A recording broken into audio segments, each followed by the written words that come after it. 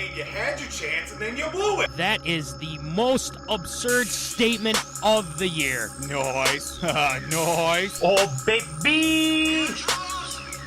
I'm in my zone, I'm feeling it.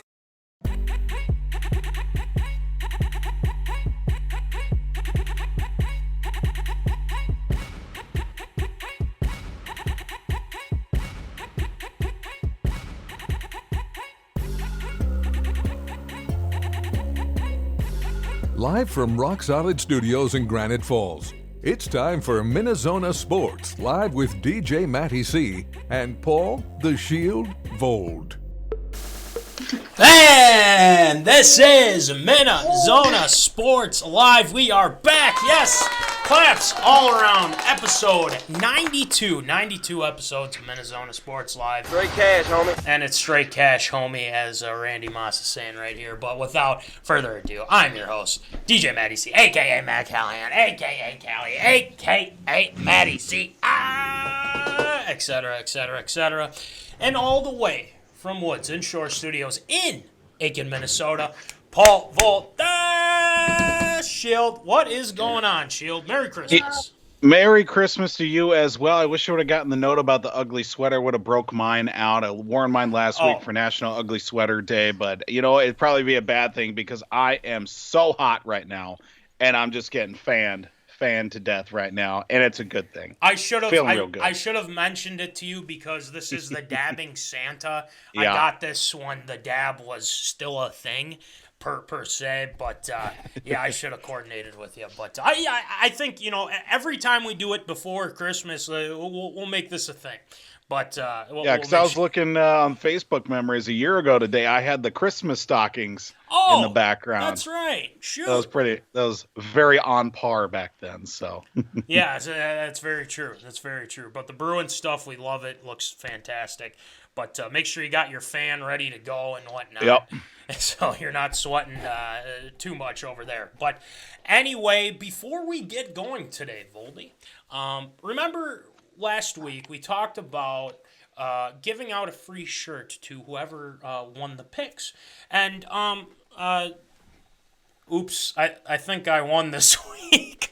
But the good news is that we can choose who we want to get a free shirt. You don't have to pay anything, but make sure you do your picks for next week, though, okay? Because we're getting down to the thick of it, zoners. And weekly reminder once again for everybody to make their picks. Exactly, because Voldy, I believe you are still leading the pack, by the way. So it's money. It's straight cash, homie. So we like seeing that. But I'm inching up there, and Jack Vickers is still kicking butt. So watch out, Jack's coming.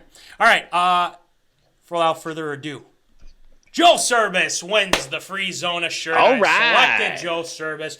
Now, you guys might think this guy seems very familiar, and the last name and whatnot, because, Joe did get 11 picks right this week, and so he was right behind me, and I thought this would be perfect for Joe to get the shirt, so he wins the free shirt. And you guys, like I said, you might think it's a little familiar because he is former intern guy's brother.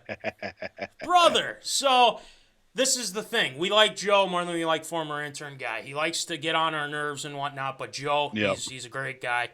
We're going to get him all the details. Voldy's going to send you your free shirt and whatnot. We got you covered, so we'll get it going. But anyway, Voldy, we got a lot to talk. Again, weekly reminder, do your picks because we're getting down. We're getting close. So, Tater Tot hot take. We got Vikings to talk about. We got the Wolves to talk about. COVID has struck in the NBA, NFL, you name it. NHL, exactly. And Infinity rankings tonight, people. ARA, we're talking about Urban Meyer again. Don't worry, I'm not going to go off, but who knows? We'll see. But anyway, let's get it going with some Tater Tot hot take.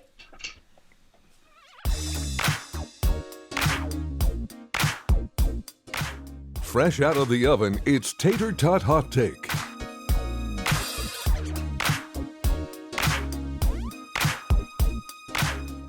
All right, it's time for some Tater Tot Hot Take. Tonight, we start off with the Minnesota Vikings. in the lower third, it says ugly but good. Why does it say ugly but good? Because the Vikings, while they win, they beat the Chicago Bears at Soldier Field again. And we were talking about this last year, too, I believe, about that place being it's just bad juju. I've been saying it all week, or this past week, I should say. And I don't know what it is. It's the aura. It's the atmosphere. We don't know. It's just Soldier Field has never been good to the Vikings. And again, it kind of creeped up a little bit. There are a lot of questionable calls on both sides, I should say, too. And a couple of, defensively, I think both teams were dominant, I thought. But, Voldy, just kind of your overall thoughts on the game. And Zoners, please chime in, too, on your thoughts on what you guys thought, too. But, yeah, it was pretty much a defensive game, and the Vikings defensively looked good. So, Voldy, what do you think?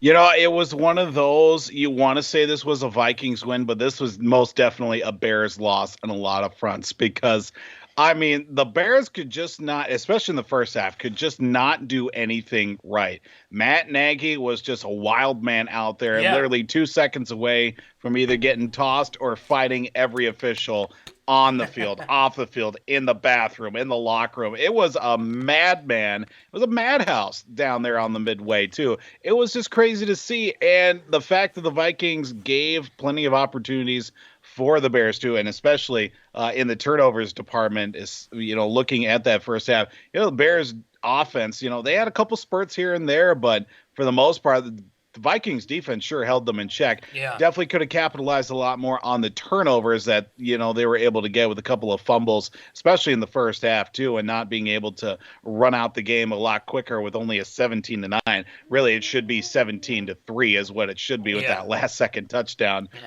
coming literally on the last play of the game. But, overall, it was an early run for the Vikings too. You wanted them to get out big early, getting touchdowns for, obviously Jet, and then Amir Smith-Marset getting his first touchdown too in the second half. That was a great start because obviously the Vikings too adding to once again giving up more points in the last 2 minutes of each half than any team in the NFL, and especially when it's the Bears too. I look at this it was a win. It wasn't a pretty win, but at this point, the Vikings will take wins of any kind at this point. Exactly. And let's talk about the defense real quick, because I think we got to give a couple of game balls to a couple people. First of all, DJ Wanham was a force to be reckoned with. Stud. 3 sacks for DJ Wanham. When you're down Daniil, when you're down Everson, that shows you, Patterson went to probably Wanham and said, it's time to step up, and it's time to step up right, probably effing now. And he did, in a big way. And Sheldon Richardson, too. I feel like D-end is really suiting him right now. And I think Zim would agree with that. In his press conference today, he was talking about how well he's played in that role, especially not only in the pass rush game, but the run game as well. Made a big impact with because usually he's the 3 technique and getting the pressure inside. But he had that strip. He told Zim, "Hey, it's a fumble, man. This is legit." And Zim was like, "All right, here you go." So DJ Wanham's one. Another person, Pat Pete.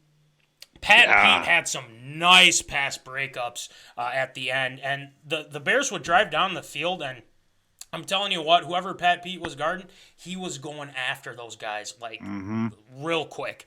And there were some opportunities for them to get interceptions and whatnot, but a couple of fumbles with the Richardson I mentioned, and then Dantzler too. Dantzler with the rip out against Justin Fields, and I think they made Justin Fields' life hell. But also, thank you to Matt Nagy. Why do I say that? Why do I say it? Because what a moron. He's going up, he's yelling to the ref. I'm surprised he wasn't tossed from the game. The fact that Eric Hendricks got tossed out of the game and not Matt Nagy is astounding. It's astounding to me. Yeah, exactly. I feel the same way. I don't understand how you can look at Matt Nagy and think that – I think he cost the team this game because Akeem Hicks was destroying destroying Mason Cole. Poor guy, by the way, but still, I mean, we needed to get back on QB rollouts with Kirk, and Kirk didn't have a great game either. I'll even admit, too. But they did enough to get it done. And offensively, Justin Jefferson, our guy, he made an impact. First of all, he made an impact because the Bears were down all these corners. We're down all these defensive backs. And we were able to take advantage on some part, but they just doubled the hell out of Justin Jefferson. He was able to take advantage of the touchdown, but also let's not forget that on the Smith-Marsette touchdown pass, three guys were going after Justin Jefferson, and that's how scared they were of Justin Jefferson. And Smith-Marsette's like, this is an easy touch, and it was great. So props out to the Vikings figuring it out offensive, but this is a different beast coming up next week against Los Angeles. So hopefully they can get it done with that. But let's get to the zoners. Victor's on here, so I would still take Cole over Udo. Yeah. Okay. I think I kind of want to give a what's the best word? I'll give Cole a pass for this week. Well, next week is going to be even tougher. Aaron Donald, ever heard of him? Yeah, I think you have. But Akeem Hicks, I mean, that guy is just wrecked a lot of the game. Dalvin struggled a little bit, but he was able to get a couple of nice runs in there too. But I would at this point. I just think it's always been a weakness with this team. I think in the offseason they really, I beg them to look at a guard. Please, just figure something out. Someone. I think the Vikes need to put Cole at center and Bradbury at right guard. Thoughts? What do you think, Voldy? Sure. I mean, might as well, because Bradbury was a guard before this season, wasn't he? Or has he always been the center? No, he's always been the center. The deal is I think Bradbury was on the COVID list. Gotcha. And then Cole did so well that they didn't really want to take him out, I think, is what the deal was, but I don't know. Yeah, I'll flip those two guys around. Yeah, I don't see an issue with it. I just hope that, each guy knows. Cole knows what he's doing. He's played center before. He filled in for Bradbury. And Bradbury at right guard. I think it's possible. And I think he's critiqued his game and he's gotten better. So maybe that can help a little bit. But Aaron Donald, man, we got to figure that out because he might wreck this game. But overall, we can put a bow on this. But I think the interior needs to be better of the offensive line. And also Kirk, I think, has got to be a little bit better. Good news, Adam Thielen, I believe, should be playing on Sunday here. So that helps. And we're at home. So that is also another perk as well, taking on the Rams at home. So, but it's a do or die. They're in the 7th spot right now in the playoffs. But we'll keep our fingers crossed that we can pull this off. But I don't know.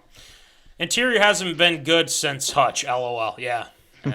You're not wrong. It's one of those things where, we just can't figure that out. But I want us to think outside the box here. And I think you can find somebody. I really do. In this draft, maybe. If not, maybe look into a trade. I don't know. Just something. Please, for the love of God, something. So, but I think they have a good chance at beating the Rams because after that, you take on the Packers. After that, you take on the Bears at home, but they're pretty much donezo anyway. But, this game will be this game is big coming up. So we won't have a show next week, but fortunately, I'm feeling good about it. We'll probably have some reaction videos, content for you guys too. So Skol until then. Hopefully we can hold on to this 7th seed. It's kind of weird having that extra seed in there now. It's like, technically we would be out still, but because everybody gets a trophy nowadays. Yeah, that's true. That's true too. So, but no one's giving out trophies for the Wolves right now. I don't think anyone's given out a trophy for the Wolves. But I had to throw a cheap shot in there. But the Wolves unfortunately have been bit by COVID. With Pat Bev being out, that I think hurts. Oh, and also Anthony Edwards. That just sucks, because we want to have those guys play, and they've been playing really well. They lost last night, but they were on a 4-game win streak, and it was in large part to Pat Bev, Edwards, Vanderbilt, as well too. So, I'm starting to see some growth here with this team, and I know they've been bit with COVID, and they'll get some guys back. I mean, there's no ifs, ands, or buts about it. But they sign a bunch of guys to a 10-day contracts and whatnot, and they're just trying to make up for those guys being out. But Voldy, with all this COVID stuff happening with not just only the NBA but other places as well. Before we get into the nuts and bolts of the Wolves here, I know that the NBA is not foreseeing to pausing the season, but do you think that they should? I mean, what do you think? It's hard to say right now, especially with the way the season is going for them. I can't recall off the top of my head if any games have been postponed or moved. I mean, guys are getting sick and going into health and safety protocols, but beyond that, I mean, there's enough guys on the street going out there and signing 10-day contracts. Hell, yeah. I think I just saw earlier today, Joe Johnson got re-signed. Yeah. He's going to play for the Celtics 20 years after he was drafted by the Celtics. How crazy is that? And the fact that he's still playing and get another 10-day contract with the Celtics is just crazy to even see, because, if there were any chance that could happen in any other sport, I would highly doubt it would, just because basketball is just one of those sports where you could literally go from being on the street and then just, jump into the rotation the next night, compared to any other sport as well. As for a pause in the season, I don't think logistically it's a good idea for them right now, because their big money maker of the season, obviously Christmas Day, is coming up. So if they would pause the season right now, they would be in a world of hurt, especially coming off the fact that they did, obviously miss out on a bunch of that opportunity last year with it being such a restricted season. But I think right now they're just going to have to stay the course and see what happens after Christmas, if they even think about pausing the season, maybe till after the new year, if they did. Right, and I think Edwards is vaccinated, so I think he'll be back sooner rather than later. I don't know about the other guys. Okogie was just recently on there. Torian Prince, who has been a guy off the bench who's been playing pretty well too. But, yeah, I agree with you. I can't see them pausing. I mean, the NHL did that, but I feel like there's a lot of other things involved, especially with Canada, going across the border and whatnot. Yeah. The Omicron variant coming around here too. But I think a lot of these cases, thankfully, have been asymptomatic and even, only mild cases. So that's helpful. I'm not saying it's still not great that people are testing positive, but it seems like this is spreading quite quickly now, and I think people have taken the right protocols and have done the right things to make sure that people are safe and vaccinated and whatnot. But again, the Wolves, it's you still have D'Lo out there, you still have Cat, and I think in Edwards' absence, they have stepped up. Cat's been dropping points like no other. He just recently said to ESPN that he's the best big man 3-point shooter or just shooter in the game right now, apparently. And he's feeling himself. But it's nice to see that this team is not going to be at the bottom of the standings. I think this has the potential to be a team that is going to go to the playoffs, Voldy Zoners, if you guys think right now. Munson believes so. Rattel, I think, believes so as well. So it's going to be interesting to see. But once you get Pat Bev back, I think Pat Bev has been a fantastic acquisition. I think he's had a lot of leadership with this team and given them giving them some hope here. And there's been a lot of publicity with A-Rod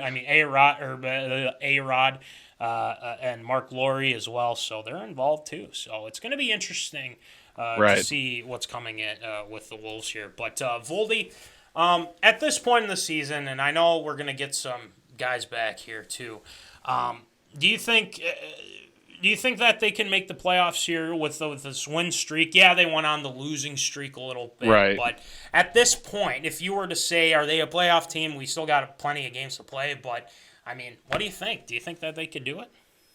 I mean, are they a playoff team? Right now, I think they are. I think they could certainly compete. But looking at it overall, the second half of the season is really where it's going to end up being for them, too, because of the fact that, you're going to start grinding into some games. You're getting into 40, 50, 60 games. And by the end of it, you're going to start to see maybe some guys hold back on some injuries, or guys are playing hurt, maybe starting to see guys slow down a little bit. Are they going to be a playoff team? I don't think they will, but I wouldn't be I would definitely be on their side if they did make the playoffs. I think they could definitely sneak in a 7-8 spot for them too.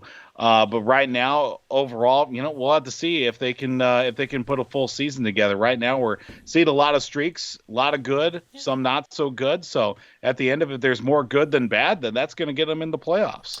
I'm just going to mention a couple teams here that they've played against and beaten. I know the Lakers have been struggling, but, man, they dominated. I mean, they smashed them, to be honest. They beat Dallas, but then they lost to Dallas last night again. But, that's another team that's still on the up and up. I think Doncic is still hurt, and Porzingis. But the Nets they played, they beat. And the Bulls. I mean, the Bulls are playing well, too. So, if you look at their schedule, I think, there's a lot of good teams there. But the thing is if you can just keep going on streaks, winning the games that you're supposed to win, especially against the bad teams, then, you might have a shot at the playoffs. I think this looks like a playoff team right now. If I were to say, down the road, things could fall apart. I don't think they will, but if they make some moves here, I like the way Finch has been coaching. I think how they've handled the whole post-Rosas thing, too, has been a positive, too. I mean, an organization going through something like that, I mean, that's tough. But I think, they're in good shape, and I think it's going to take time for them to actually become – they're definitely not a contender for the title or anything like that. But they're getting there. There's progression, but we've seen this before. So that's the main thing.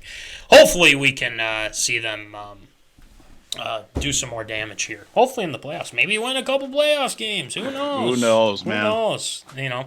Anyway, that'll do it for Tater's Hot Take this week. We got Infinity Rankings. It's been a while, Voldy, and we're starting to wrap up the NFL season. 'Tis the season, Dab and Santa. No Cam Newton, though. But I got some Infinity Rankings for all these top teams. And there are some that are going to raise an eyebrow. This might be very controversial, and I hope it is, because I want to see people get, why do you have this team there and that team not there? Well, I'm going to explain it. So you guys just take it for what it is, I guess. I don't know. But the good news is that you guys have an opinion, and please put it in the comments. We'll be sure to react to it. So let's do some Infinity Rankings. While many have power rankings, none have captured them all. It's time for Matty C's Infinity Rankings.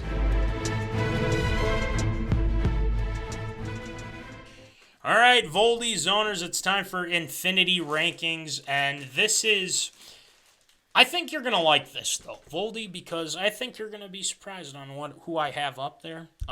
Now, you might not agree, and that's fine, and I want to try and, give a little leeway to not only you, but the zoners as well, and we can make some considerations.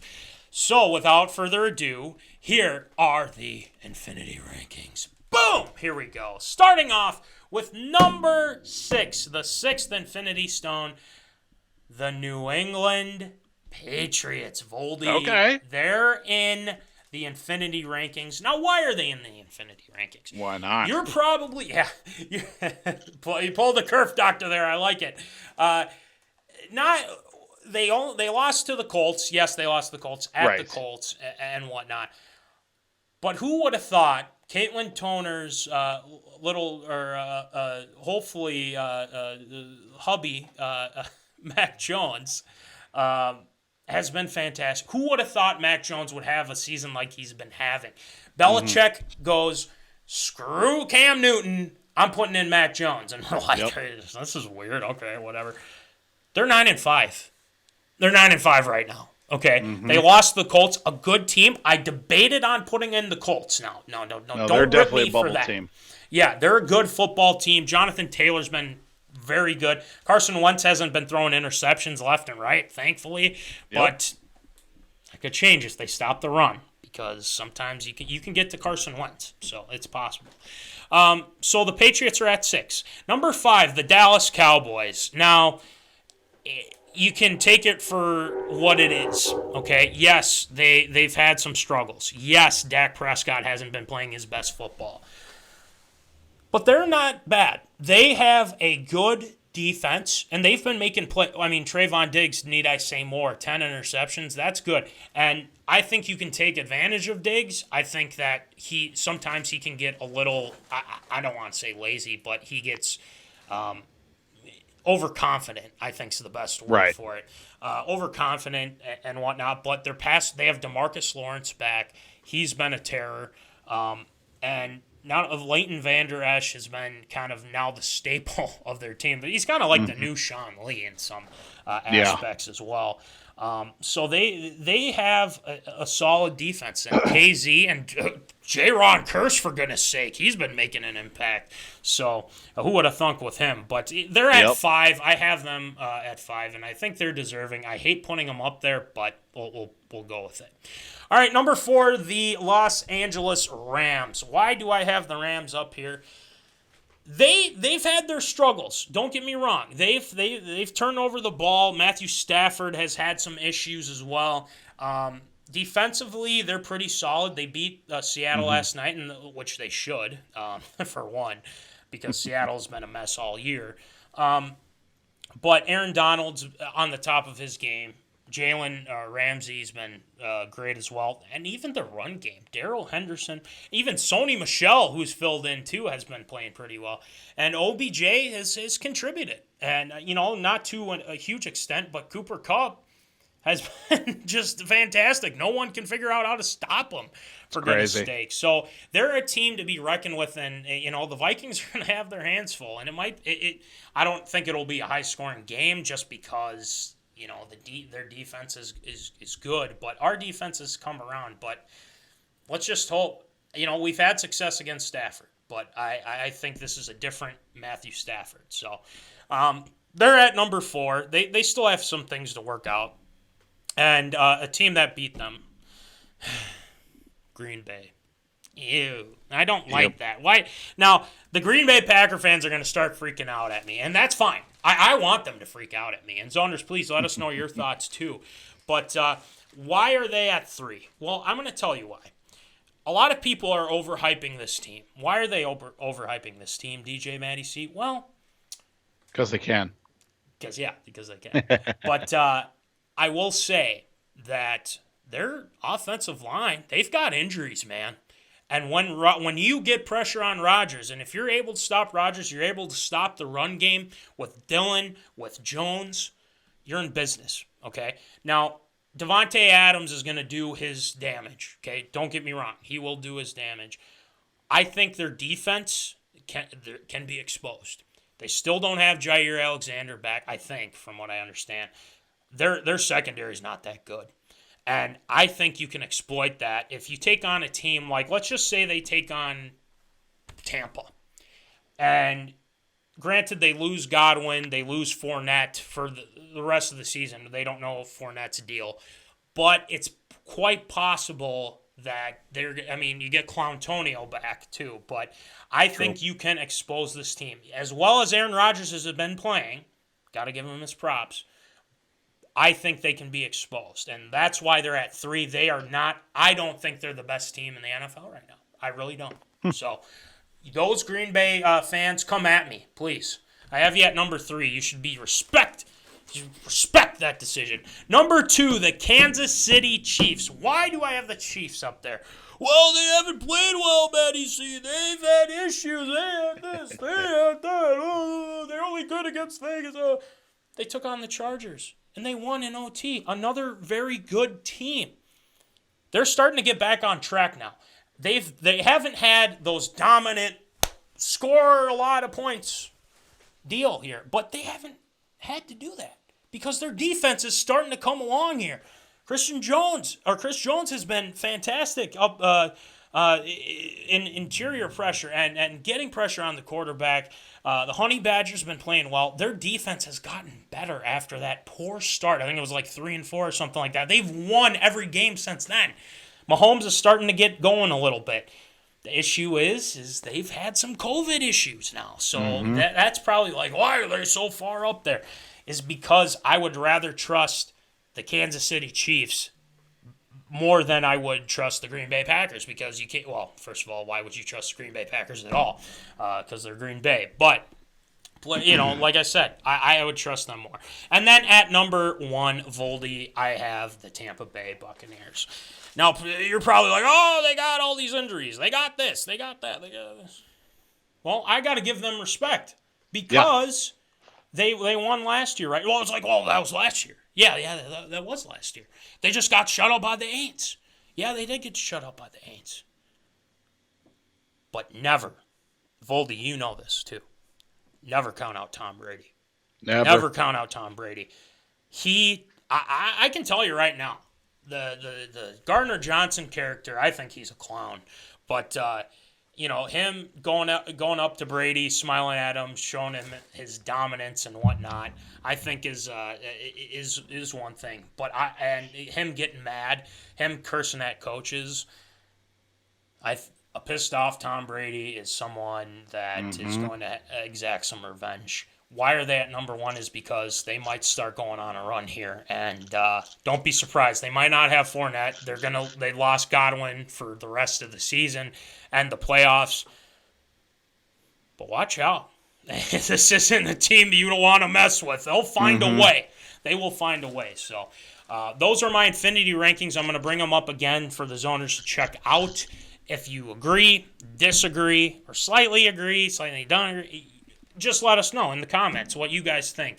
Tampa at 1, KC at 2, 3 Green Bay, number 4 LA Rams, 5 Dallas Cowboys, number 6 New England Patriots. And you can't count out Belichick. He's actually pretty good too. So, Voldy, what do you think this time? Yeah, looking at it as well, I know the dilemma that you were having with, obviously with the number 6 spot between Indianapolis and New England too. I mean, both of them very equally good teams in their own regard, and I'm not surprised that there was such conflict in making that decision. I definitely respect it with New England there in the top 6 for sure in those rankings. I mean, they're just a complete overall defense like they have had with great Super Bowl teams in years past.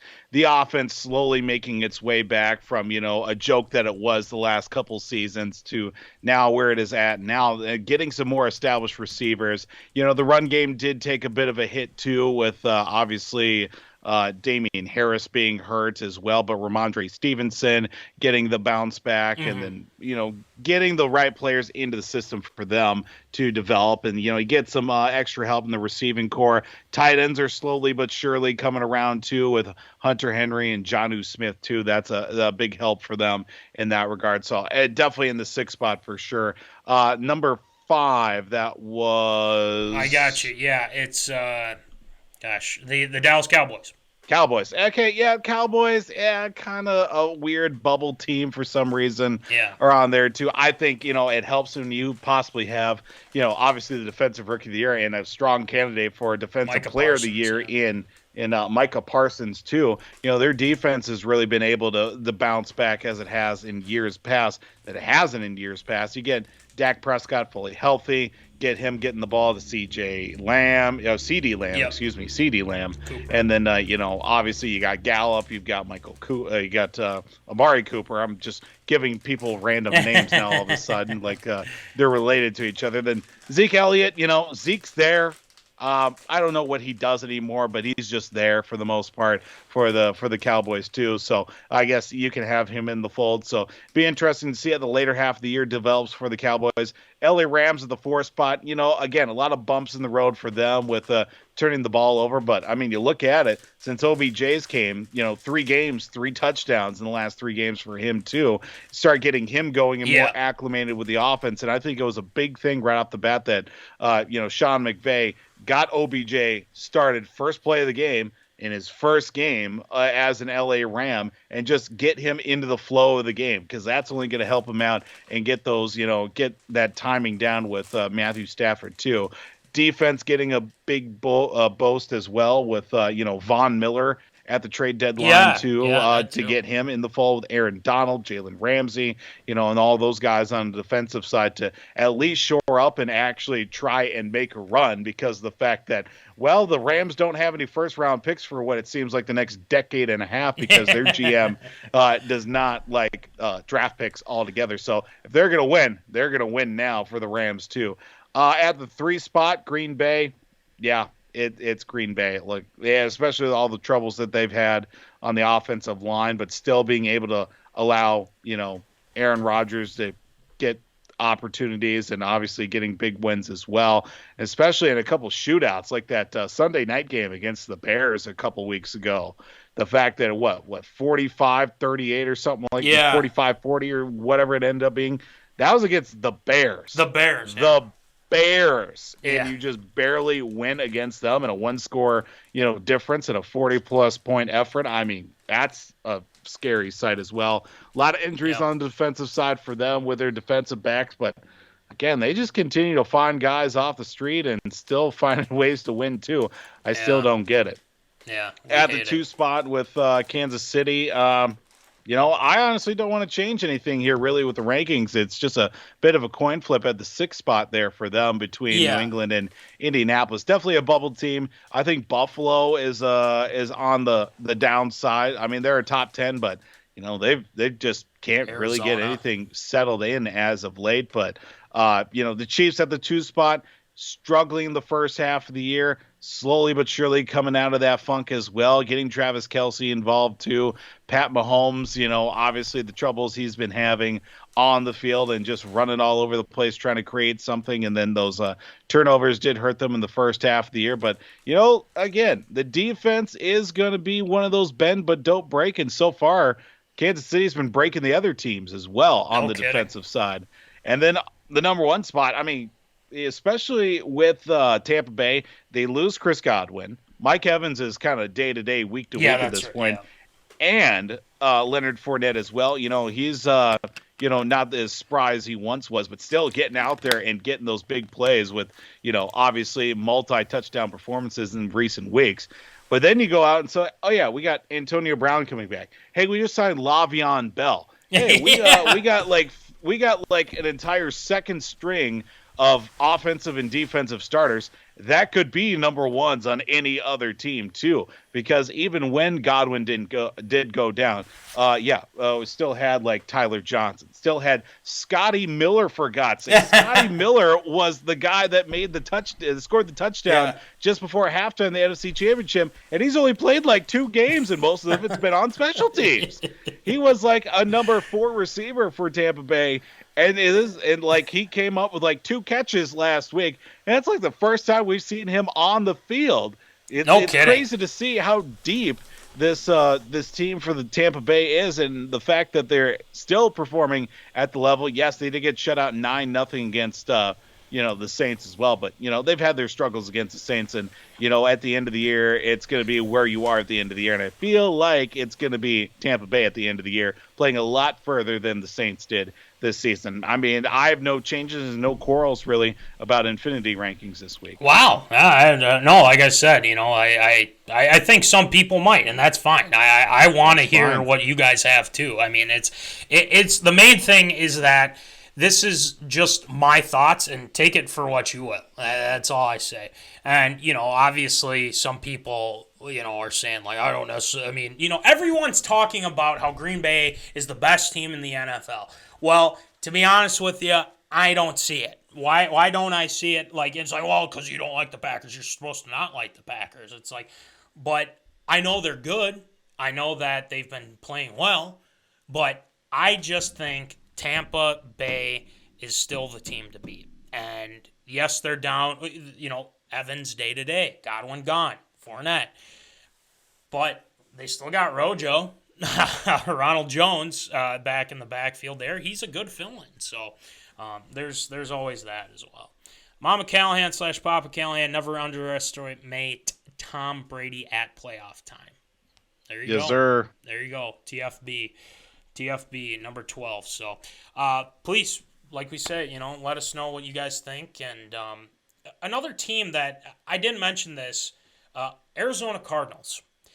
A lot of people say, they're the best team in the NFL. They're the best team. Defense has had some issues, man. They've had some issues. Oh, by the way, they lost to the Lions.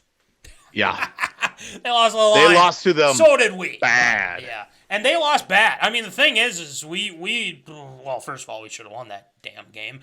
But they lost bad. Like you said, they lost bad. And, now the narrative's changing on them right now. Zimmer's future, it's not Simmer, but Zimmer. Zimmer's future, not good. Not good.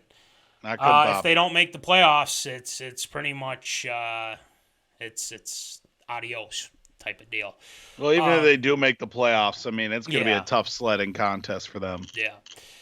There is Jimbo. How about some love for the Granite City Lumberjacks? 3-0 Yes, sir. at the showcase against top teams from different divisions, and 22 straight wins and 26-1 so far. Woo, that is good. That is damn good. I also to quote saw Jimbo from the other day, "Suck it, Helena." I love it. 26-1. Man, we love the Lumberjacks. We're pretty. I just saw, was it just recently before I hopped on here, a 3-2 win. Yes, sir. Over Rochester. Over Rochester. Showcase. Yes, sir. Let's go. So there you go, Mom Callahan. You can correct yourself with the Zimmer's future thing. But yes, there you go. We got the comments left and right. Suck it, Helena. There we go. Eric says, oh my gosh. Spielman's future, Cousins' future. Uh-oh, I got DJ calling me right now. Oh, boy. Not good. Yeah, no, we're not going to answer that. Psych! Oh, my gosh. Spielman, yeah, it's up in the air right now. Cousins. I think Kirk Cousins has been the reason why we've been in these games. Without Kirk Cousins, I think it depends on how you cut it. There's a lot of people that don't like Kirk, and there's a lot of people that think that he's just a one-trick pony. But, hey, he's been playing well. And, yeah, he didn't have the best game last game, but still, this whole thing. And Jimbo says, and suck it, Rochester, today. And there you go. And Eric says, thanks, boys. So, yeah, of course. Anything for the Granite City Lumberjacks. We love them.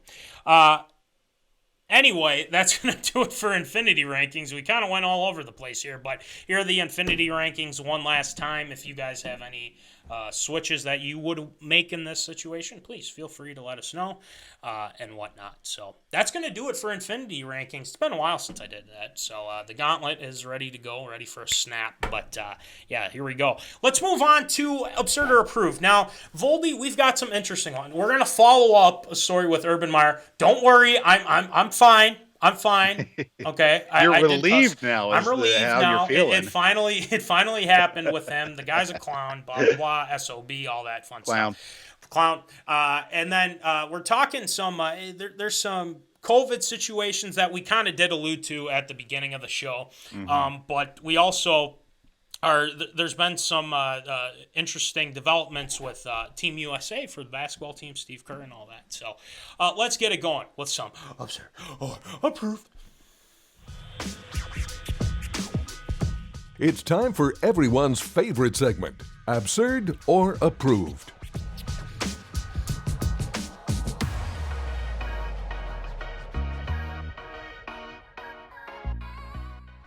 All right, Voldy, it is time for Endzoners and time for Absurd or Proof. So, Voldy, why don't you rattle them off for us, please? Well, the 11-game tenure for a one Urban Meyer as an NFL head football coach, well, it's come to an end, as we were at this point 1 week ago talking about if and when Urban Meyer would get fired. And, well, shortly after we got that conversation, Shad Khan, Tony Khan, and the fellas down in Jacksonville were most definitely watching the show and took our comments to heart and definitely looked in the mirror and said, we got to let this guy go. All the reports coming out about Urban Meyer, the situation at the beginning of the year, not flying back with the team, then obviously the situation, the Chop House in Columbus, and then you come later in the year, guys laughing him out of meetings, and then you throw in the fact that he's calling his players losers and almost getting into fights with media, kicking a kicker who got later cut from the football team. It was a bad go for Urban Meyer and the Jacksonville Jaguars. Looking at the situation as a whole for Urban Meyer and the backlash that follows, again, for Jacksonville is a disgrace of a franchise that it once was, that was a proper franchise. It wasn't all that long ago. This team was playing in the AFC Championship in 2017. Yeah. Looking at it as well now in the post-Urban Meyer era, who's going to be tasked with taking the head football coaching job at Jacksonville next season? Let me preface that by saying this. It's about damn time. With this situation. And literally, Voldy, it was the next day after our show on Thursday that he got canned. Well, actually, it was late night. Okay, it was late night Wednesday that happened, that they canned Urban Meyer. And, his heartfelt apology to Jacksonville. Yeah, BS. Jacksonville don't care. BS. Jacksonville doesn't care about your... Those players are probably relieved because I don't think anyone had anything positive to say about Urban. And I also think that Urban thought he was above everybody else. And this is not how you do things in the NFL. You have to earn the respect of these players. Kicking players. Oh, and then not going back with the team after a game. Like you said, going to his little tap house or whatever the hell. Chop house. Thank you. And just doing stupid stuff that you shouldn't be doing.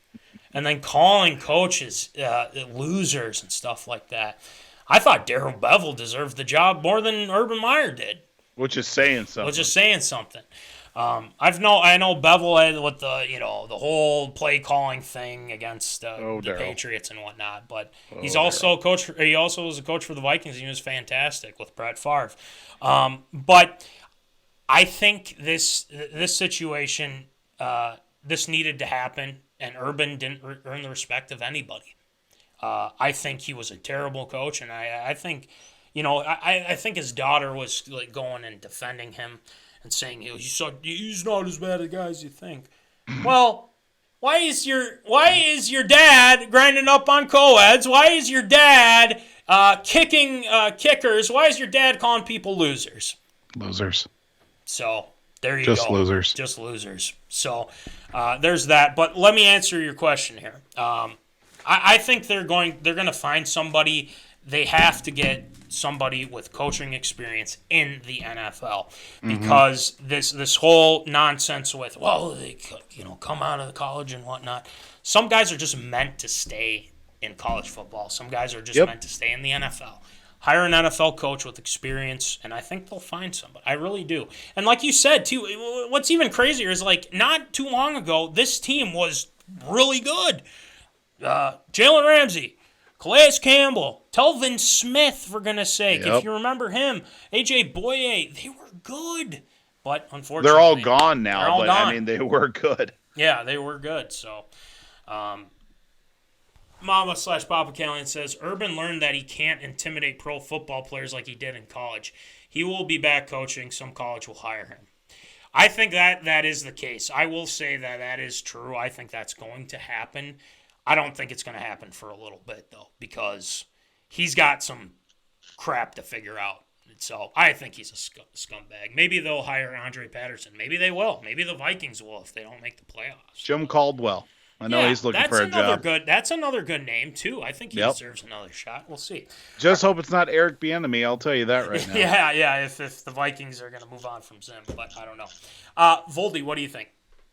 Look, the whole situation was bad from the very start, especially when you start looking at how his tenure began and hiring a strength conditioning coach, that guy out of Iowa that had left after 2 decades, and all the accusations that came out against him of mistreatment of black players. I mean, it was bad from the very start. Then he said, and just like Mama Papa Callahan had said, learning you can't bully around grown men that are at least half your age, as opposed to kids that you can literally dangle their scholarship and their well-being in front of them. It's like, look, if these grown men feel threatened, they're going to swing at you. And Marvin Jones Jr. almost did come to blows and swinging at Urban Meyer as well. And I think that would have done everybody a whole lot of good if Urban Meyer and Marvin Jones just started rolling on the turf and just started throwing haymakers at each other, because that would have been quite something as well, and keep everybody in their place. Look, I'm surprised it even went this far, 2-9 at that point in the future. I feel bad for Trevor Lawrence, honestly. I feel bad, obviously, going there and knowing that it's going to be a trial by fire, but then this is the fire of all fires, and then you just keep dumping gasoline on top of you as you try and play. And poor Trevor Lawrence. I mean, I hope he gets a fair shake in Jacksonville. Maybe it won't be Jacksonville in the long-term future, but I hope at least he gets a fair share. I'm just happy that it's done with Urban Meyer. Yeah, I just say as well, he's probably gonna have to go away from coaching or anything media related, anything coaching related. Just go away for a while. Just go into solitude. Maybe stay away from the chop house, stay away from the co-eds, maybe actually hang out with your grandbabies, like you were going to say, instead of grinding up on co-eds in public in Columbus, Ohio. But, that's just me. Yeah. That's just me. But agree. Again, Urban Meyer, clown. Just a clown. Just a clown in general. I've already gone on a rant about it and whatnot, but it needed to happen, and it needed to be said, and people agreed, and it is what it is. But let's not forget, too, that Shad Khan gave him all this money to be the head coach for the foreseeable future, and people thought he was going to do that. They decided not to give him that money. And I believe Urban can come back with that saying, no, you have to. But if they don't, I mean, if he somehow wins that, I'd be shocked. Because he did an awful it's not job. Like Shad Khan's hurting right now. No, yeah. So there's that. So anyway, I hope this is the last we talk about him for a while. So with Urban Meyer. All right, next one, Voldy. Well, this one is kind of a bit of a moot point because we were talking about the fact that we kind of alluded to it to start off because the NHL kind of putting a pause on operations right now. As of right now, all games postponed through Christmas, December 25th right now. And a lot of teams, at this point were being shut down earlier this week. Calgary, Florida, Colorado, some other teams have been shut down earlier this week as well. Detroit, Toronto as well. Even before that, Boston, Nashville were already a couple of weeks into shutting down operations with some outbreaks on the team, and players and staff also testing positive. And this is also bringing up the point that, in a few weeks from now, some of those potential players would have been heading to China for the Beijing Winter Olympics, which also did bring up a point as well. Should the NHL be sending their players to China for the Olympics? And the NHL said, nope, we're not going to be sending our guys over for multiple reasons, obviously, too, just because, the situation currently going over there as well as in-house because, well, some teams are shutting down, are shut down, maybe looking at shutting down, and, the NHL decided to pause games. I think that now in a week stretch right now, I think they shut things down for the league. I think at the end of last week is when they started officially putting a pause on the season, but then officially announcing earlier this week, I believe on Monday, they said that the Olympics were not going to be a possibility for the teams, which is unfortunate for a lot of guys that wanted to play for their home country, but also does give an opportunity as well for some of the younger kids, national team kids that get an opportunity in the Olympics. Because, I made the joke earlier this morning, too, talking about it's like, these are just dumb kids. They don't have any rights. Just send them to China. They'll be just fine, as opposed to the pro guys over there where they're going to have opinions and everything too. But looking at it overall, I know that with the NHL being shut down through Christmas, you think that's enough time for the league to get in order, and with them not going to the Olympics, you think the NHL should just put a kibosh to the whole relationship and sending players to the Olympics as well? Yeah, I think, well, first of all, I think they made the right decision in not sending them to Beijing, and I think the NHLPA, too, did a great job of just, right now with as Fauci would say, with this virus, it is very transmissible. You got to be careful with the Omicron variant. Wow. But I don't know, it's probably not the best Fauci, but it's it's still within these COVID protocols, sending them to Beijing, and then if someone tests positive, you have to go through all these hoops, even if you're vaccinated and got the booster and all that stuff, too, because that could spread. It probably spread like wildfire. But you feel bad because there's a lot of these guys that haven't played for their country in a long time, and/or never played for and they want to play for their country. Yep. So there's that to factor in as well. But as it pertains to the pause on the season to get the affairs in order, I would say I think it's the right move. I believe that there's been a lot of outbreaks. There's been a lot of moving around, especially across the Canadian border and whatnot. I think it's pretty much one of those things where hopefully it works. You're losing money and whatnot, but you got to keep your fingers crossed that they can come up with some, or hopefully resume without any more issues. But with the way things have been going, it hasn't been great. But the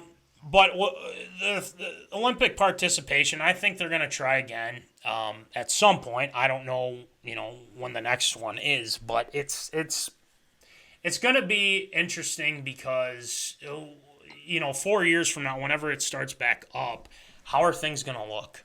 Are we past this whole COVID stuff? Are we not? Or is I would certainly frickin' hope so. I hope so. We all do.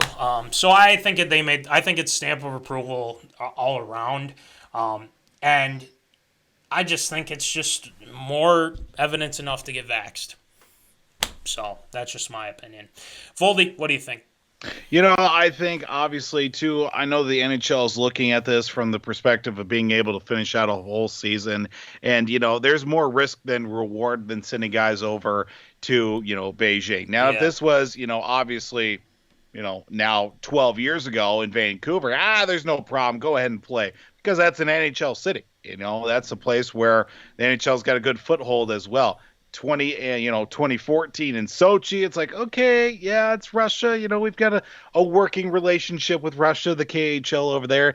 2018 with Pyongyang, yeah, no, we're not sending we're not sending them to North Korea, not whatsoever. No sirree, Bob. And then now with Beijing, and you throw in COVID into the mix too. If we could have seen this in 2018, I just probably would have never gone outside ever again for that part. But I see it from the perspective, obviously, shutting it down until Christmas. A lot of teams were on edge a little bit too, with shutting down the league until Christmas was going to be the big part in helping some of these teams bounce back. Had a bunch of games already postponed and canceled, moved around. Some were having some individual players, 2, 3, 4 starting to stack up. If you can help mitigate that all together with not having to force other guys to be around these other guys for, a few days stretch is great. I'm sure a lot of the players are going to be happy as well to be at home for Christmas as well. That is going to be a real good feeling for them. Yeah. And, for the Olympic participation as well, it was going to be a rough go regardless, too, because, if hearing reports that if potentially someone did test positive, could take them almost up to 5 weeks to get out of quarantine and then get to wherever they're going. And, well, the Olympics is done in, 2.5, 3 weeks or something like that. Exactly. It's crazy how much buildup there is for 4 years, and then it's done in 2 weeks. And it's just like, okay. Adios, yeah. Now what do we do? But I will say this. If the NHL shuts down the whole season, the second time that the Wild get to host the Winter Classic game, I am done with the NHL and I am done with hockey, because this would be some major BS. I do not want to tell you how many of these I want to throw around if the NHL does shut down this season again. The second time the Wild get to host the Winter Classic, because I did get a nice little package. I shouldn't say station that I work for got a nice little package from the Minnesota Twins. It's a Twins affiliate as well. And in the box of, goodies from the Twins was actually a baseball with a Winter Classic logo on it and a hockey puck with a Winter Classic logo. Snagged them both as well. They're going to look really nice with a collection of memorabilia. But moving on as well. Yeah. Good move by the NHL to think of the league over the greater purpose of the game as well. Yep. It's a smart move. And we'll leave it like that. So. Yeah. Anyway, next one, Voldy. Well, and another sort of twist that's all kind of related here with the NBA this time, and obviously some COVID hardships on their side, and the Players Association did come to an agreement late Sunday night on rules allowing additional replacement players for teams dealing with players entering league health and safety protocols as well. So basically, we're signing guys off the street, getting them into the rotation. We were actually talking about this before the show even got started, too. Joe Johnson. Yeah, Joe Johnson back in the fold with the Boston Celtics 20 years after they drafted him. It's great to see that ISO Joe is back in the game once again. But, yeah, this is a very interesting situation because obviously, too, some teams need more players than others, and there's also some that don't need a whole lot to begin with, but having that added luxury in case, need some reinforcements or need, a quick little pick-me-up and some guys that are still in the rotation and still being able to get healthy as well. That opens it up. Now, absurd or approved here with the NBA allowing teams to sign replacement players. Stamp of approval, because let me read you this list of who's like even currently out right now. First of all, Kevin Durant is one. James Harden, Kyrie Irving literally says, "Oh, I'm coming back," but then he enters COVID protocol. Well, Kyrie's in a whole different world right now. Did they allow him to come back as a part-time player? Like, I never understood what the full extent of that. It was like they said, he's back as a part. What does that mean? Either you are playing or you're not. What is this part-time? Like, you can play in pickup leagues or something like that around the Y? What's going on? That's literally what it is. He can do a part. This is a absolute. Well, first of all, this is a whole different topic, but Kyrie Irving has been pissing me the hell off. I'm not gonna lie. He's just. And the reason why he said he was back is because he was promoting his new shoe that's coming out for Christmas. He needs to be on the infamous list. He needs to be on the infamous. Throw it up. All right, we got Urban, we got Kyrie. They're marked down. But Giannis, getting back to it, Giannis, Trae Young, Frank Vogel as well, coach as well. And then you add in Ant, you add in Okogie, you add in Vanderbilt and all that, and Beverly. So this is a problem. And I think the NBA can't afford to lose these games. As in, losing these televised games and postponements and all that stuff, because the team needs their guys. Now, I don't know how many percent are vaxxed. I don't know how many percent are unvaxxed. Right. But thankfully, like I said before, that the cases are mild and or asymptomatic. So that's the good news. Now, with these replacement players, you add in guys that you're picking up off the street. And I think it's a smart move just to see, it gives them an opportunity to see if maybe they can stay on the roster. Maybe they can be serviceable. ISO Joe, he was playing in the Big Three. I think he won like a couple MVPs with that Ice Cube League or whatever, with Ice Cube. Yeah, the Big Three. Yeah, the Big Three. And now he's playing for the Celtics. I saw Joe, and man, he was a hell of a player, man. And hopefully he can do it here again. But at this point, with all this COVID stuff and having replacements, it's got my stamp of approval. It gives some guys opportunities to, maybe even stay on the roster. I don't know. But if not, then they're done, and they get their players back, and we're good to go. But, yeah, this is definitely a problem, and I think the NBA is adjusting just fine. So, Voldy, what do you think?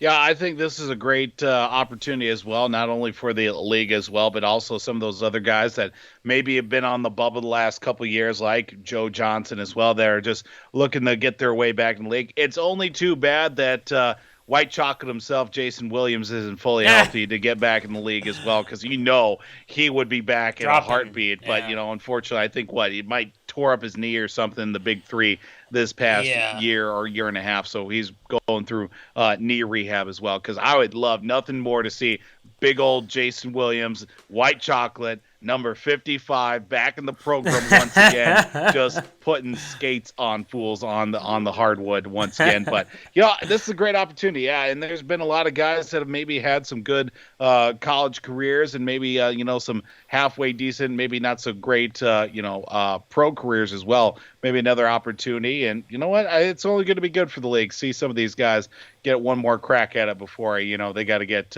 out of the way again for all the big timers that are in it right now. So I see it. It's got my stamp of approval. Yeah, I think it's the best move, and I feel like the difference between the NBA and the NHL is you can, but signing a guy, from, let's just say, the Iowa Wild and bringing him up, how long are they going to stay up before the next person comes back from COVID or something like that? But I don't know, maybe that approach would work. But I just feel like there's different ways to attack this. And I think, thankfully, there hasn't been a severe case. The only severe case I can think of right now was when with Dakota Dozier with the Vikings, just kind of, he was in the hospital and they said it was scary. So you still got to be careful with this stuff. But, it's got our stamps of approval. So, all right, next one, Voldy. Well, we get sticking with basketball here for our next story, and we're talking about Team USA basketball. Well, 2023 with the World Cup and the 2024 Paris Olympics just going to be right around the corner once again. And, well, Team USA has got a new man leading the way for the men's team, and it's going to be Golden State's SteveKerr, who's going to be the new men's basketball coach for Team USA, replacing Greg Popovich, who did replace Coach K as head basketball coach for Team USA.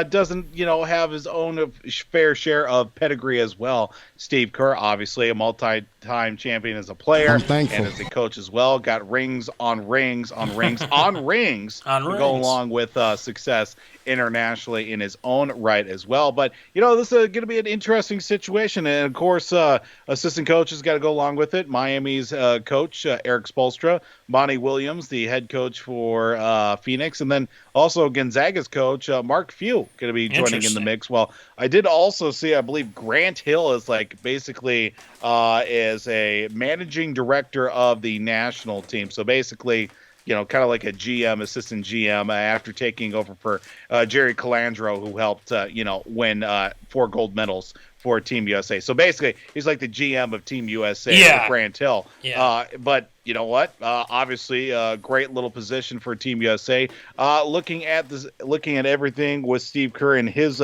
recent string of success that has come from the NBA, do you think SteveKerr will be able to help continue the string of success for Team USA basketball? Oh, there's no doubt.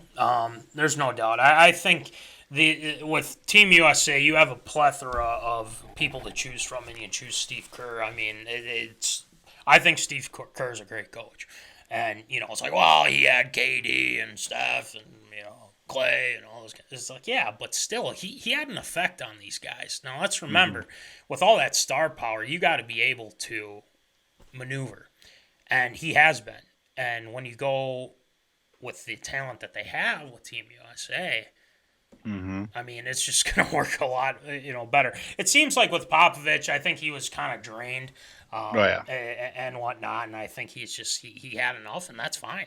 But I think Steve Kerr is the perfect choice. I like his assistants, too. I mean, Spoelstra, he knows the game very well, especially with coaching LeBron. D. Wade back in the day with the big three with the Heat. Monty Williams, I mean, the success that he's had with Phoenix recently. And Coach Mark Few from Gonzaga. Gonzaga's been feeder, dominant. Just a feeder system for the NBA. Exactly. So there's that to be thrown in as well. I just think Steve Kerr's a guy that's going to be able to handle this type of situation. And it's not like he's not getting any help. I mean, you have the best players in the world. And I think there's gonna be less issues than with Pop. Not saying that Pop didn't do a good job. I'm just saying that I think Steve Kerr knows how to get to these players, and they're going to play for him, and I think they're going to be just fine. They have enough firepower, and who knows who's going to be on the team? That's the next question. And like you said with Grant Hill, so yeah, stamp of approval. Kerr's a great coach. So Voldy, what do you think? Yeah, I think this is a great situation, too. Steve Kerr obviously does have the coaching pedigree on the NBA side. Maybe this will hopefully, we could see Steph Curry in Team USA colors as well. But, he's 33 right now. 2 years for the World Cup. He's going to be 35. Next Olympics, 36. So maybe in the next Steph Curry won't be the same Steph Curry that Steph Curry will be for the Paris Olympics as well. But again, I'm looking at here as well with the assistant coaches that have been selected as well. Yeah. Monty Williams, he was a part of Coach K's last squad. I think that probably would have been London, in 2012 maybe, I think. Don't quote me directly on that, but Monty Williams has been with Team USA. Spoelstra and Mark Few have been a part of past select teams as well for, World Cup and international competitions for Team USA. So as long as you have the right coaching staff around you, there's going to be a lot of great success. And, obviously a lot of the young guys coming up too for Team USA and possibly getting into that role. Maybe we'll see Devin Booker and all those guys, those younger guys come through. We'll see if there's any interest out of LeBron again by 2024. What, he'll be like 40, I think, at that point or something like that. But the OG. Again, yeah, exactly. It's LeBron. I think if he wanted to keep playing at that regard, I think he probably would, especially in Paris too. So I say this is a win-win. I think another gold medal is going to be up for sure for Team USA in 2024 at the Paris Olympics as well. It's got my stamp of approval. Yeah, I think this is a no-brainer. I think it's a no-brainer stamp of approval. So yeah, they're gonna win gold again. You heard it here first. All right, next one, Voldy. Last one, I should say. Well, 3 in a row. We're going basketball once again, but this one's got a little bit more of a local flavor to it as well, with the first round of nominees, first-time nominees for the 2022 Naismith Memorial Basketball Hall of Fame class, which was announced earlier this week on Tuesday. Some big names on this list as well. Manu Ginobili, of course, a mainstay with the San Antonio Spurs in their own time as well, and that did win multiple championships in the time that he was there.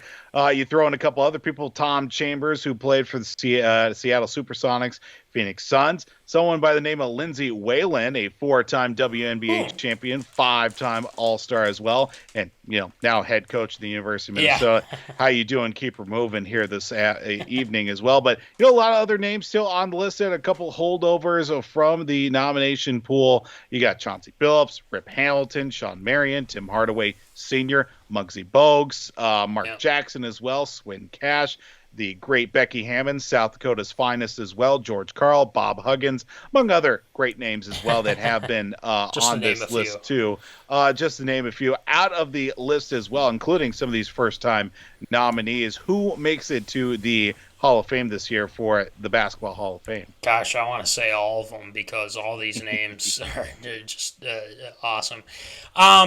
Let's start with the first. I mean, Ginobili, I think, is a no-brainer. The reason why is because he was a large part of their success, especially with San Antonio, and obviously it was the 1999 NBA draft. 99, can you believe that? That's crazy, and he played a long time. He played a long time too. He's very deserving. Excellent shooter, excellent defender. No-brainer there. Tom Chambers, I think, for sure, with the Supersonic Suns. Well, I mean, I'm not going to say, no, Lindsay Whalen shouldn't get... Yeah, 100%. Four-time WNBA champion, 5-time All-Star. Most of those coming with the Lynx, or all of them, I should say, and then now coaching at the U of M. I could have swore she won a championship with Connecticut with the team she originally. I'm going to have to Google it here real quick. Yeah, why don't you Google that real quick? But I mean, Lindsay Whalen, I think, is more than deserving. Big reason why they won all those ships too. So, but looking at kind of the pool here, Chauncey Billups needs to get in, man. I mean, Chauncey Billups for sure needs to get in. Rip Hamilton, Sean Marion, I think that should take a little bit of time. Not saying that he's a bad player. He was a good player. Tim Hardaway, Tim Hardaway for sure. Muggsy, I love Muggsy Bogues, man. He was a good player. He's 5'3" and he's just dropping dimes. He's a great shooter. Mark Jackson, another guy who's been fantastic.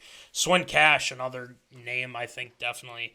Becky Hammond, Becky Hammond, but I would probably take not saying that Becky Hammond isn't deserving. I just think Lindsay Whalen definitely would have a better chance. Mm-hmm. George Karl, I think that'll take some time. I think there's some controversy there, and Bob Huggins, he's still coaching, so I think that'll wait a little bit. But yeah, that's how I look at it. But I wouldn't be surprised if some of these guys who have already been on it, like Billups he should be in 100%. All these people are very deserving. So Lindsay Whalen, Manu, no brainers. That's my thoughts. Voldy, what do you think? Yeah, just a quick note. Yes. Yeah, she did win all of her championships with the Lynx. There you go. 2011, 2013, 2015, 2017. We'll take it. A long time ago. Yeah. That's a lifetime ago now at this point with the Lynx and everything. But yeah, looking at these nominees, Manu's got to go in. Chauncey, still don't know why he's not in as well. Yeah. I could definitely see, maybe Tim Hardaway sneak in there as well. I still don't know why Mark Jackson's not in it. Maybe he's in the same situation with, hate to say it, but Kurt Schilling, the popularity vote, one of those ones. Because, Mark Jackson, even working in media, not exactly well-liked in a lot of circles. Look, I love Lindsay Whalen. She definitely needs to go into the Hall of Fame. But if she goes in before Becky Hammond, I've got a little bit of an issue on that. Okay. In my mind as well. I think both of them great players in their time as well. Becky Hammond, 6-time WNBA All-Star, 4-time WNBA, all WNBA selection as well. But I think Becky Hammond deserves that recognition to go in before Lindsay Whalen as well. If it's one year after the other, or maybe Lindsay's got to wait a couple of years, I think Becky, especially what she's done post her career as well. I mean, she's been, a top assistant for the San Antonio Spurs. She's helped out with their summer league team, their the development team, the G League now or whatever. And she's actually coached. She's coached a couple games where Pops has been out and or suspended when Tim Duncan wasn't around either to help out with that too. But I think Becky Hammond could very well be a NBA coach too in her own regard as well. I think she deserves to go in as well. George Karl, don't know why he's still not in. Even good old Bobby Huggins as well. I think he could probably sneak in as well. But for this year, I'm putting my money in on Manu, and then also for Chauncey Billups as well. Can't remember how many people usually go in. It's like maybe 4 or 5 a year, I think, that go in. Yeah. All really depends on how the voting goes, like with Major League Baseball too. But yeah, I would definitely say Ginobili, Billups, maybe throw in Becky Hammond in there as well. So I'll take 3 people right off the top there. All right, cool. I like it. And a lot of these people on the list, they're going to get in eventually. I think it's just pretty prominent, but it's like, they're going to get in. It's as simple as that. So we will end it with that. So anyway, great job with ARA as always. Voldy on this for the Christmas Eve of Christmas. Yeah, anyway, you get my drift. We'll go with that. But we got some Shield shout-outs coming your way. A lot of Christmas-themed type of things. So let's get it going with Shield shout-outs. Shield shoutouts.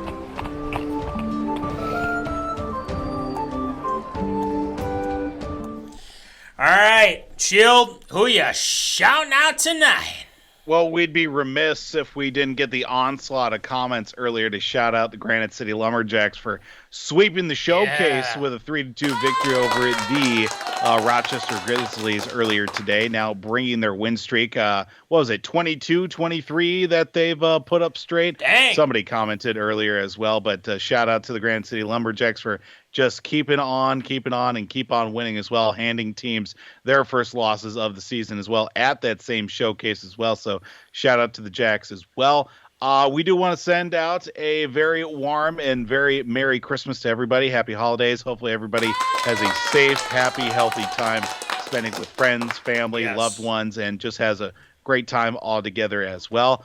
I do also want to say a big shout out, big Shield shout out to everybody that did wish me a happy birthday on Sunday, including the great folks here at MinneZona Sports Live for commenting as well. It was a great birthday overall for, just being able to have a little fun and, have the opportunity. Went to go see Spider-Man Saturday night. Yeah. My birthday was on Sunday.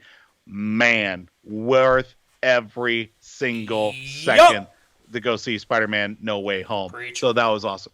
Also, did give a big Shield shout out to my mom and dad, aka Grammy and Funpaw, who came to babysit over the weekend with Case. That way, me and creative consultant Mrs. Sarah Ann Vold could have a night out, enjoy my birthday as well, and you know what? Just have a decent night's sleep all together as well. Nice. So that was well worth it with it all together. And do want to say a happy belated first wedding anniversary to Will and Mackenzie Rattel.